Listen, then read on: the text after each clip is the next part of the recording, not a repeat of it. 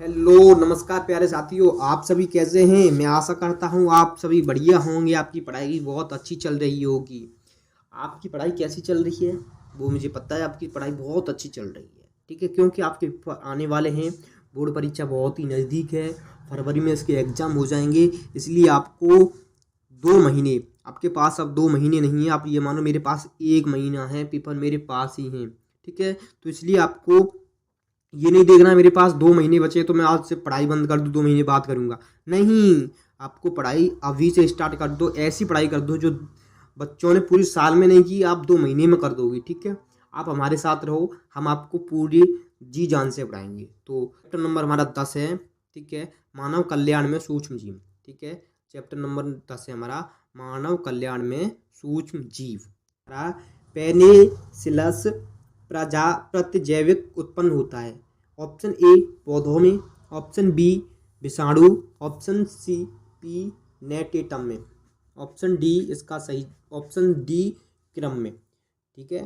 तो इसका सही जवाब क्या होगा? ऑप्शन सी होगा हमारा पी नोटेटिटम में, ठीक है। अब हम बात करते हैं सवाल नंबर 2 की। वायुमंडलीय नाइट्रोजन को कौन सी स्तर करता है, ठीक है, कौन स्तर करता है? तो ऑप्शन ए होगा हमारा साइनो बैक्टीरिया, ऑप्शन सी शैवाल, ऑप्शन डी विषाणु, ऑप्शन डी इनमें से कोई नहीं।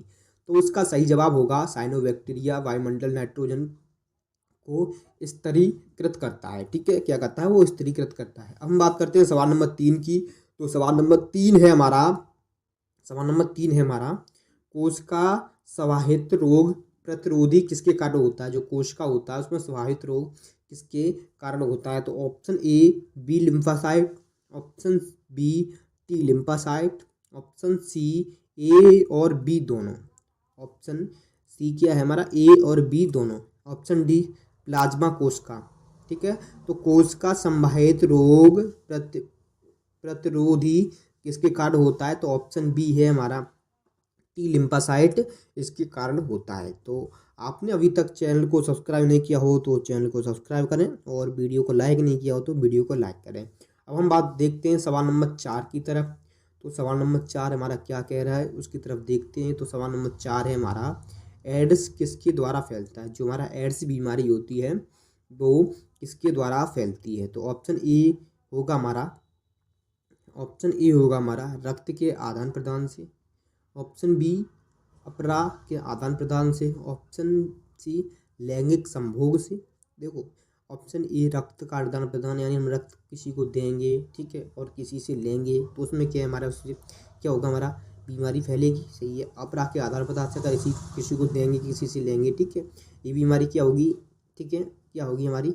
ये बीमारी एक दूसरे से फैलेगी, ठीक है। और लैंगिक संभोग, हम किसी के साथ हम संभोग करेंगे, क्या होगा? ठीक है, क्या होगा कि उससे भी बीमारी क्या होगी कि उससे भी हमारी बीमारी फैलेगी। तो इसका सही जवाब क्या होगा? ऑप्शन डी इसका सही जवाब होगा, यानी ठीक है एड्स हमारा रक्त के आदान प्रदान से, ऑप्शन बी अपरा के आदान प्रदान से, ऑप्शन सी लैंगिक संभोग से, यानी इन तीनों से फैलता है। तो इसका सही जवाब क्या होगा? इसका सही जवाब होगा उपयुक्त सभी, ठीक है। इसका सही जवाब क्या होगा? इसका सही जवाब होगा उपयुक्त सही सभी, इसका सही जवाब है, ठीक है। ये हमारे इसका सही जवाब हो गया। अब हम बात करते हैं सवाल नंबर 5 की। तो सवाल नंबर 5 है हमारा बैक्टीरिया की खोज किसने की? जो हमारी बैक्टीरिया है उसकी खोज किसने की? ठीक है, ये सवाल, ये क्वेश्चन आप, मैं सोचता हूँ कि सब लोगों को पता होगा, ठीक है। ये क्वेश्चन हम बचपन से पढ़ते आ रहे हैं, ठीक है। क्या करना, बचपन से पढ़ते आ रहे हैं बैक्टीरिया की खोज किसने की। जो हमने बचपन में जीके पढ़ी उसमें भी था, ठीक है, जनरल नॉलेज बोलते हैं उसको, उसमें भी था। थोड़ी हमने बायो स्टार्ट की, ठीक है, क्लास 11th यानी 10th में भी इसको हमने पढ़ी थी बैक्टीरिया, 11th में इसको पढ़ा था, 12th में भी, यानी ये क्वेश्चन आपको रटना चाहिए कि बैक्टीरिया की खोज किसने की। तो option A Koch, option B Leeuwenhoek, option C Pasteur, option D इनमें से कोई नहीं, ठीक है। तो वो इनमें से कोई नहीं, इसका तो कोई रोल नहीं है, यानी इसको तो काट दो। हमारे पास कितने ऑप्शन बचे? 3, कोच, ल्यूवेनहुक और पास्चर। तो देखो, कोच तो इसका हो ही नहीं सकता है, ल्यूवेनहुक सही जवाब है, पास्चर हो ही नहीं सकता है। तो बैक्टीरिया की खोज ल्यूवेनहुक ने की थी, ठीक है। अब हम बात करते हैं सवाल नंबर 6 की तरफ। तो सवाल नंबर 6 है हमारा स्टेम कोशिका किससे उत्पन्न होती है? जो हमारी स्टेम कोशिका होती है वो किससे उत्पन्न होती है? तो ऑप्शन ए हमारा योग सेक से उत्पन्न होती है। ऑप्शन बी है गर्भ स्तर शिशु से यकृत से। ऑप्शन सी अस्थि मज्जा से। ऑप्शन डी हमारा क्या होगा? इनमें से कोई नहीं। ठीक है, इनमें से सभी। देखो स्टेम कोशिका किससे उत्पन्न होती है? तो मैं इसका सही जवाब बता दूं अभी, तो इसका सही जवाब होगा इनमें से सभी, यानी ऑप्शन डी इसका सही जवाब है। योग सेक से इससे भी उत्पन्न होती है, गर्भ शिशु के यकृत से भी उत्पन्न होती है और अस्थि मज्जा से भी उत्पन्न होती है। ठीक है, अब हम बात करते हैं सवाल नंबर 7। सवाल नंबर 7 हमारा क्या बोल रहा है? तो सवाल नंबर 7 है हमारा मॉर्फिन तथा अफीम किसके द्वारा उत्पन्न किया जाता है? देखो अफीम क्या होता है कि आपने मूवियों में देखा होगा कि वो सूंघता है। ठीक है, आपने मूवी में देखता है वो सूंघता है, सूंघने के बाद उससे क्या हो जाता है? उससे नशा हो जाता है, नशा को हम सडिशन कहते हैं। ठीक है, उससे नशा हो जाता है और वो अपनी दुनिया में मस्त हो जाता है, उसे किसी से मतलब नहीं है। यानी उसको अगर अफीम की लत लग गई ना तो उसको कोई छुड़ाने वाला नहीं है, उसको अफीम चाहिए सूंघने के लिए तो चाहिए ही। ठीक है, ये नहीं वो खाना छोड़ सकता है, कमाना छोड़ सकता है, ठीक है, अफीम के लिए, लेकिन जब वो उसको लत लग गई ना सूंघने की, ठीक है, उसको पीने की लत लग गई ना तो उसको वो कुछ भी करके कैसे भी करके ला सकता है, उसके लिए वो अपनी जान की बाजी लगा देगा। ठीक है, वो अफीम के लिए मरने को तैयार हो सकता है। ठीक है, अफीम ऐसी है, लेकिन आपको अफीम से दूर रहना है।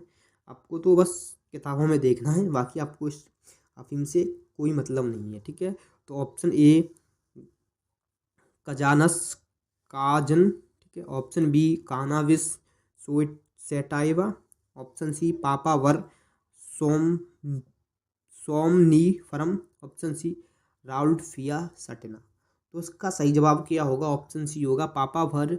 ठीक है, सोमनीफरम। ठीक है, देखो एक बात बता दो, इसका सही जवाब तो आपको पता चल गया है। ठीक है, लेकिन इसकी ट्रिक क्या है? पापावर, जहाँ पापावर हो जाए, आपको अफीम या मार्फिन की पूछे, ठीक है, तो आपको पापावर इतना तो याद रहेगा यार, पापा तो याद रहेगा। ठीक है, तो आपको टिक कर देना है बस। ठीक है, ये ट्रिक देखनी पड़ती है। अब हम बात करते हैं, देखो इसका सही जवाब तो ये ऑप्शन सी इसका सही जवाब है। अब हम बात करते हैं सवाल नंबर 8 की तरफ। तो सवाल नंबर 8 है हमारा रोग के विरुद्ध प्रतिरोधकता किसके कारण होती है? ऑप्शन ए होगा immunoglobulin. Option B HLA protein. Option C प्रतिजन। Option D histamine. Option D क्या है हमारा? हिस्टामीन। तो उसका देखो सही जवाब तो ऑप्शन ए ही है, रोग के विरुद्ध प्रतिरोधकता इम्यूनोग्लोबुलिन, ठीक है, इसके द्वारा होती है। अब हम बात करते हैं सवाल नंबर 9 की। तो सवाल नंबर 9 है हमारा दूध से दही बनने में किस जीवाणु को उत्पन्न किया जाता है? सवाल नंबर 9 है हमारा दूध से दही बनने की क्रिया को क्या कहते हैं, उसमें जीवाणु कौन सा डाला जाता है? आपने देखा होगा कि आपकी मम्मा क्या करती हैं, शाम को दूध को गर्म करती हैं, उसको थोड़ा ठंडा करेंगी, ठंडा करने के बाद थोड़ी उसमें छाछ डाल देंगी या दही डाल देंगी, यानी कोई खट्टा पदार्थ डाल देंगी। ठीक है, तो उससे क्या है, सुबह देखोगे तो आपको एकदम दही मतलब जमी जमाई, ठीक है, जेली जैसी निकलेगी वो। ठीक है ना, उसको हम क्या बड़े स्वाद से खाते हैं। उसमें हम क्या डालते हैं, कोई जीवाणु डालते हैं। ठीक है, देखो दही में भी जीवाणु होता है, जो दूध से दही का परिवर्तन होना। ठीक है, ये क्या लॉजिक है? ठीक है, दही से दूध का परिवर्तन। ठीक है, देखो दूध से दही का परिवर्तन होना, दही से मट्ठा का परिवर्तन जिसे हम छाछ बोलते हैं, ठीक है, छाछ का परिवर्तन होना। ठीक है, तो ये सब आपको किताबों में देखने को मिलेगा आगे चल के कैसे क्या होता है। तो देखो उसका ऑप्शन ए है स्ट्रेप्टोकोकस।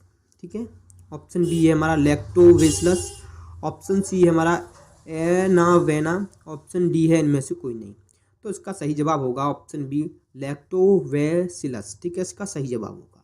अब हम बात करते हैं सवाल नंबर 10 की। सवाल नंबर 10 है इडली डोसा के आटे में कौन सा सूक्ष्म जीव प्रयुक्त होता है? देखो इडली डोसा आपने देखा है, इडली डोसा शायद जो बॉलीवुड मूवी है वहाँ पर है ना, आपने देखा होगा जो ओल्ड मूवी उसमें क्या ज़्यादातर इडली डोसा का प्रयोग किया गया है। जब भी खाने की बात होती थी उसमें क्या होता है, तो इसमें इडली डोसा का है। जो अभी की मूवी आ रही है उसमें आपने देखा होगा कि बर्गर है, पिज्ज़ा है, चाउमीन है, इसका प्रयोग हो रहा है। लेकिन जब पुराने ज़माने की मूवी थी उसमें क्या है, चलो 2 इडली खा लें, ठीक है, 2 इडली खानी। मैंने ये देखा था जो पुरानी मूवी है उसमें, आप देखना कोई पुरानी मूवी, ओल्ड ओल्ड मूवी, उसमें देखना इडली डोसा है। इडली क्या है, चावल के उसके आटे की बनती है। ठीक है, उसमें सफ़ेद सी बनती है वो। ठीक है, खाने में बड़ी स्वादिष्ट है, मैंने एक बार खाई है, ठीक है। आप भी खा के देखना, बहुत मज़े आते हैं इडली डोसा में, ठीक है। तो ऑप्शन ए है इसका ईस्ट, ऑप्शन बी है जीवाणु, ऑप्शन सी है विषाणु, ऑप्शन डी है इनमें से सभी। देखो इडली डोसा के आटे जो आटा है, ठीक है, उसमें कौन सा सूक्ष्म जीव होता है, तो उसमें ऑप्शन ए यानी ईस्ट होता है, ठीक है। ऑप्शन ए इसका सही जवाब होगा। इडली डोसा के आटे में ईस्ट सूक्ष्म जीव प्रयुक्त होता है, ठीक है। तो ये हमारे 10 क्वेश्चन थे। इसी 10 क्वेश्चनों के साथ हम वीडियो को समाप्त करते हैं। वीडियो कैसी लगी आप मुझे कमेंट बॉक्स में बताएंगे, ठीक है। वीडियो कैसी लगी, अच्छी लगी तो अच्छी बताएं, और गलत लगी तो हम उसमें और सुधार करेंगे, ठीक। लेकिन ये क्वेश्चन आपको रट के ही जाने हैं, क्योंकि ये आपके बोर्ड परीक्षा क्लास 12 बायोलॉजी में 100% पूछे जाएंगे, ठीक है। जय हिंद, जय